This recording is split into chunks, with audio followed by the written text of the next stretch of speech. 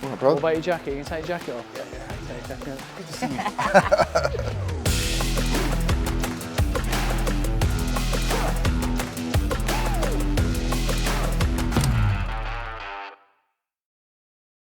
So tell the people who you are, bro. Okay, good question. Who am I?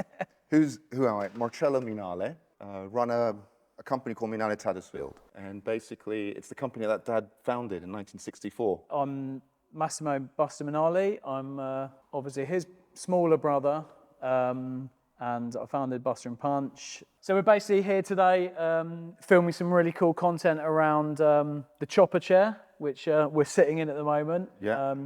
And this is basically an amazing chair that our dad designed almost 50 years ago in 1973. Tell the people at home who our dad was, what he meant to the design world in the 60s, 70s.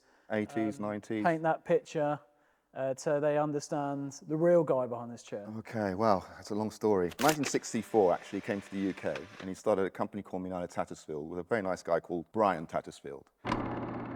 One of their very first commissions was actually Harrods, and they came up with the Harrods logo, which, you know, is pretty much an iconic, everybody knows it around the world, hasn't changed. With its Italian sort of roots, was then commissioned by other companies like Fendi, Valentino, Armani, absolutely, when Armani was actually sort of starting out. So in the 70s, Dad started to sort of branch out from branding, and he started going into furniture design. So he started his own company called Cubic Meter.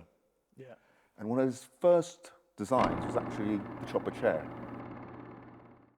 Buster and Punch turns 10 this year, which is a big anniversary. And, you know, with all anniversaries, you reflect on your sort of journey as a designer. And I've reflected on mine as an architect and a designer, and pouring my heart and soul into Buster and Punch for 10 years.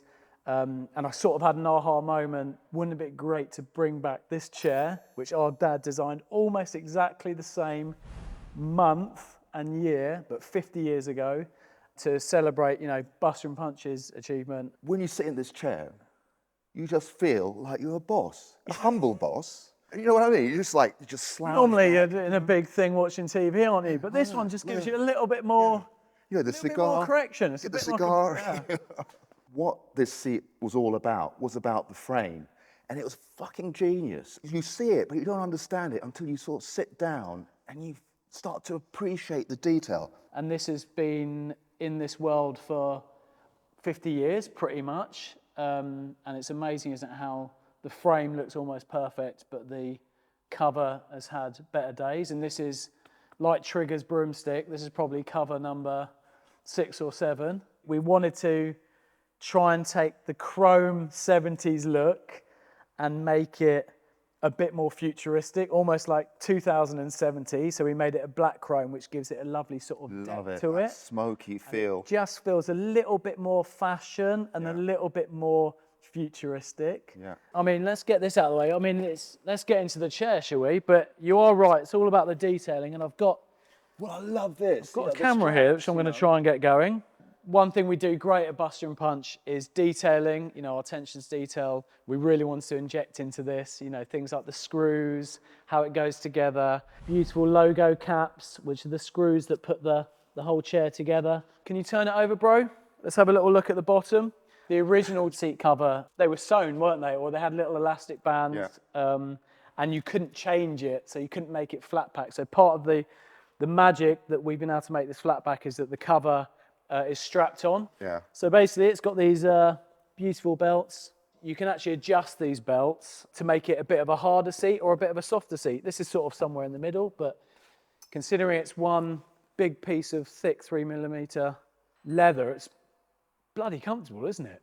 I think the chopper chair, it's not for everyone, you know. It's not... Sorry, bro, I've got to get in there on the moustache.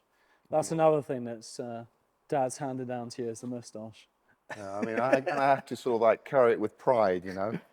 This is a piece of furniture that's been in my life since I was tiny. It's been in your life since I was tiny. You know, we used to sit in this chair, eating crisps, watching TV, mucking about, fighting. This chair is more than the chair itself. It's about everything around it. It's how you sit in it. It's the content we put together around it. I would hope that our dad would be proud of the chair itself and the film we've made and the fun day we've had together. Am I right? Which we don't normally have lots of fun days together. Yeah, I mean, God, I can't add to that. No, Other than, don't if add I to start it. adding, But I will. you know, I will. I mean, in 2000, when our dad passed away, you know, suddenly, which was absolutely very, very tragic, we actually found our voice, and we came together because we found our own voice, and that's the legacy that Dad sort of gave us. Yeah. My God, what a beautiful thing to do. You know, 10 years for Buster and Punch, to sort of remember where it all kind of started, and that was from our dad, who had like a vision to come to the UK and to sort of like do what he really cared and wanted to do. Just like you know, and that's what he taught us. Let's hope that everyone that gets to sit in it or buy it loves it as much as we do, and it stays in your family for 50 years and you get as much joy out of it as we have. And that's it, isn't it? It's a wrap. Yeah? Can we do it again? No.